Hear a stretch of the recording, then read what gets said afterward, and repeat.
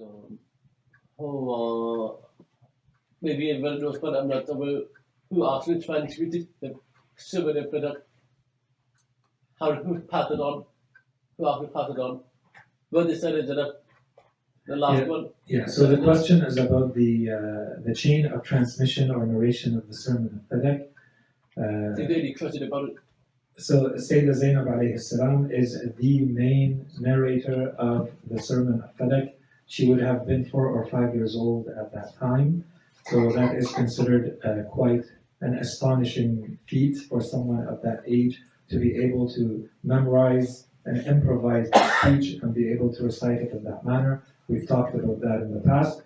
And inshallah we can go into a little bit more detail about the chain of transmission of the sermon. It is considered both authentic in itself.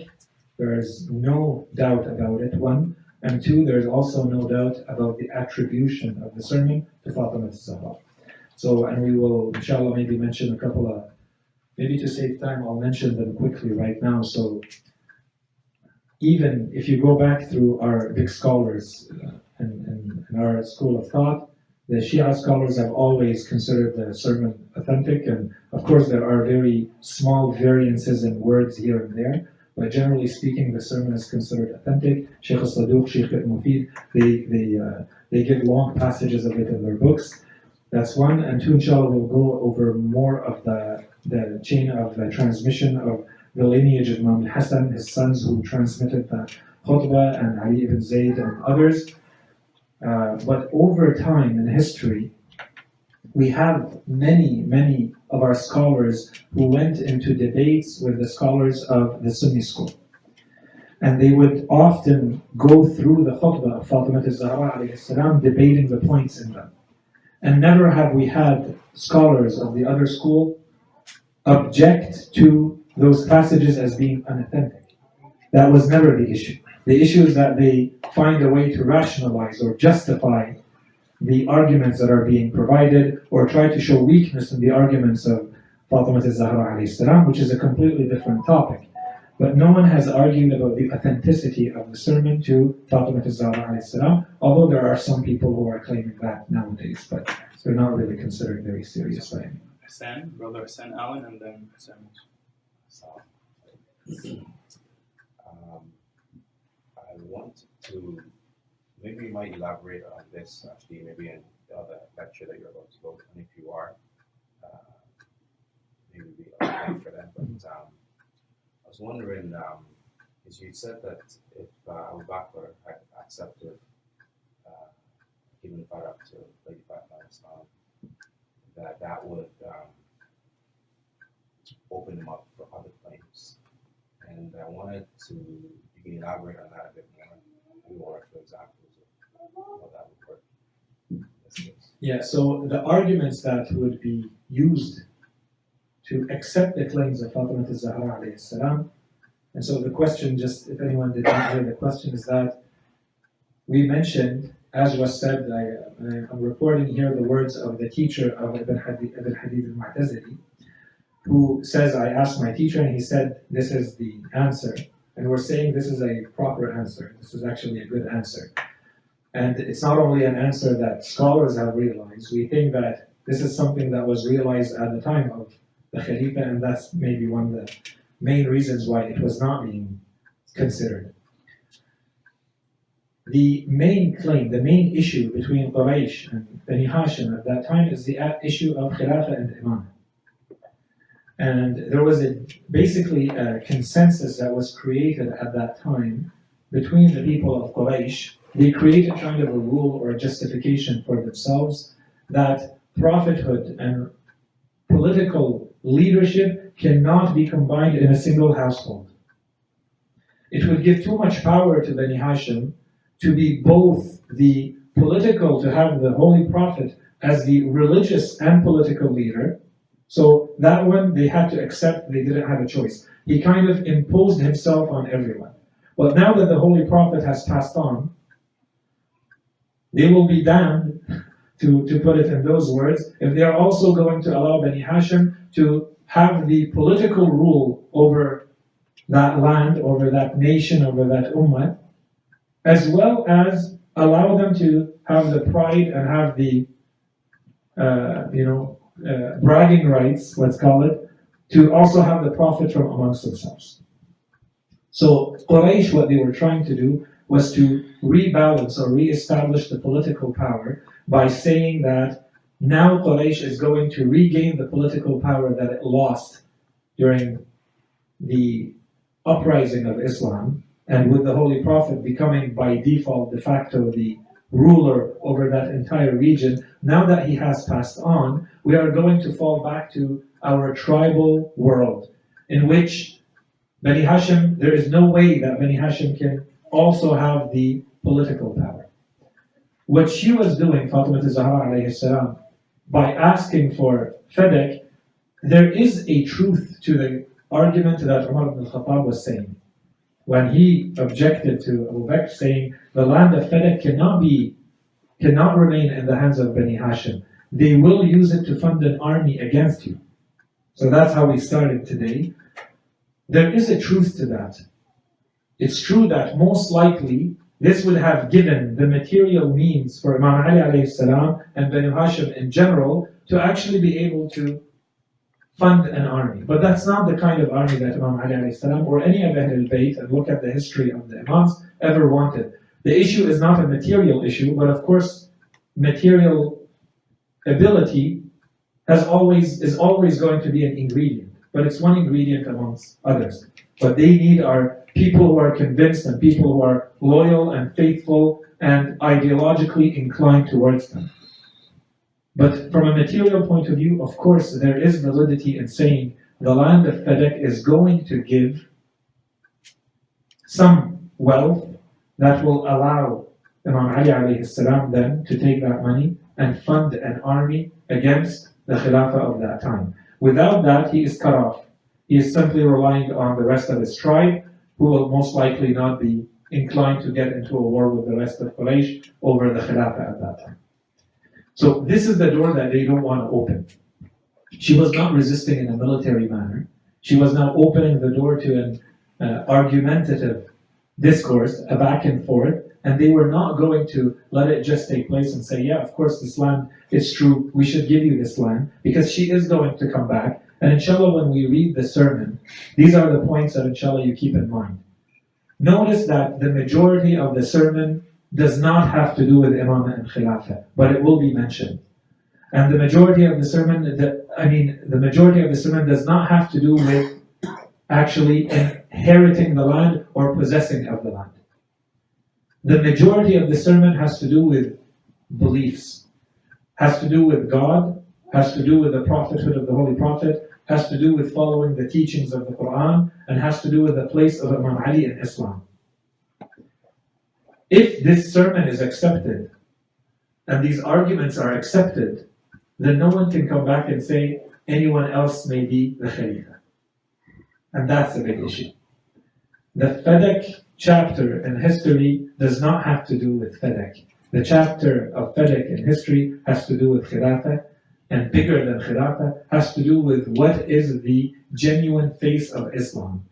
And it gives us, to me this is an extremely important point that I was keeping till next time, but to mention now, it gives us a historic document, a historic snapshot from the perspective, from the eyes of the daughter of the Holy Prophet about what was happening to her and to Banu Hashim and to the Islamic world at that time. And we are living live in that sermon as the events of the demise of the Holy Prophet have just taken place. The Holy Prophet has just passed away, and this is one of the first major decisions made by the Khilafah, to decide not to give back the land of Fadak, to fire the managers of Fatima, and to decide that the land of Fadak is now publicly owned by the state, as opposed to owned by Fatima, to do with as she pleases.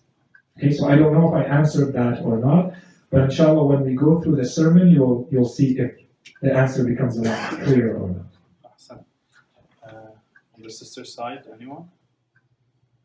Okay, Sam? You said the main issue with Fadak is mainly the Khilafah, and I'm sure you probably also agree big position of that is expressing, enjoying the good and forbidding the evil. It's a big portion of that incident, and عمل معروف والنهي عن المنكر.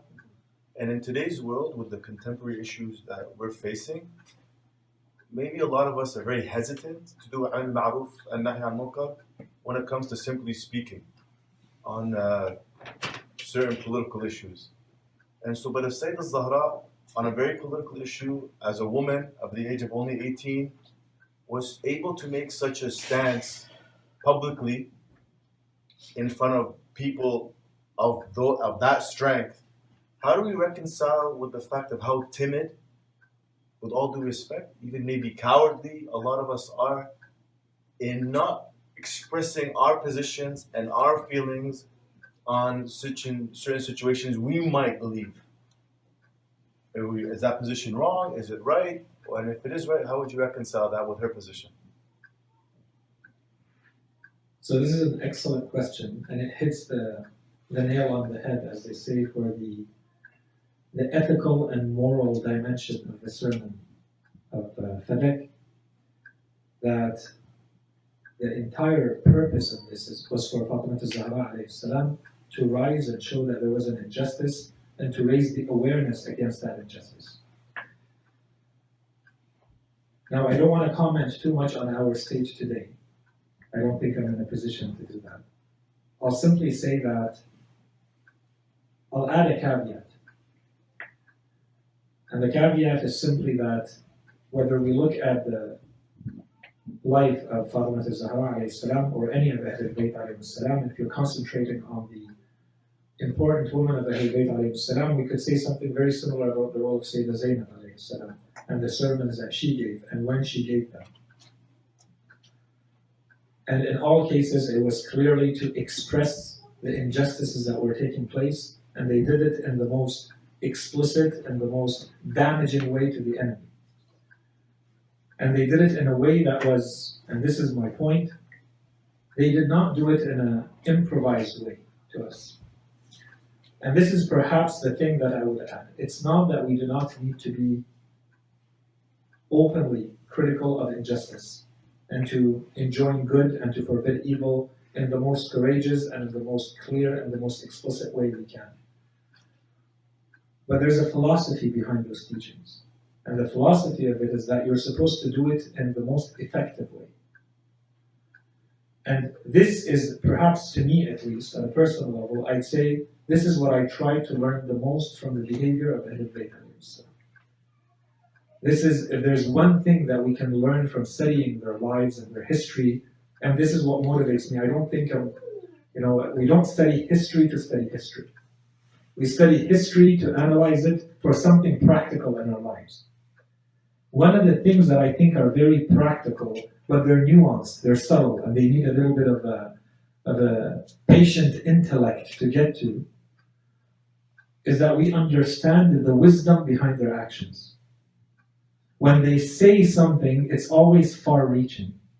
When they do something or decide not to do something, it's always far-reaching. It's not impulsive. They're not reacting. It's not a blind reaction. Someone says something, I react to that. Because I'm doing Amr al-Ma'ruf, I'm doing Nahi al-Munkar. It's not like that. Our religion is not like that. Our religion is extremely sophisticated, complex, nuanced. So when you think, you take every angle into consideration.